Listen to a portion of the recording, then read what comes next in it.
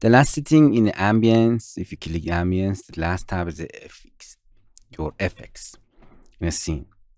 You can change the color profile of the scene or clay render. Contrast, it means you can increase or decrease the number of the contrast between the colors.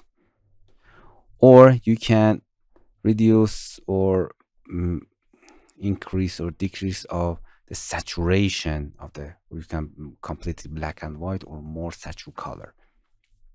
You can change color gradients.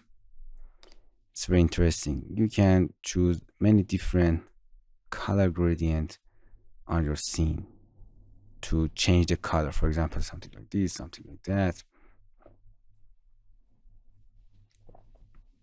or not. Or you can add lots of interesting filter on your scene. Pixel, blueprint, half res, any other filter. Interesting. And then you can render. If you want to see clay, if you want to, this is a clay render, you can activate the clay render and choose which color do you want to show. It just delete all of the texture or hide all of the texture and it just gives you one color that you can see which part is. You can study the lights actually.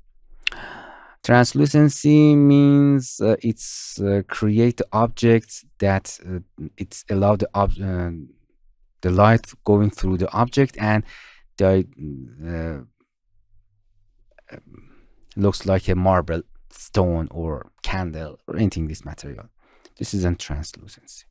You can see the light are going through all of the object. Reflection, you can see the reflections or not. If your scene has a bump, you can activate it in this render or not. You can tell, okay, the glass maintain, not going to the clay render, or any vegetation, character, or items, or anything that you want. You can, for example, turn off the glass, and the glass are not in clay render. It's in its default setting texture, and you can turn it off and clay render.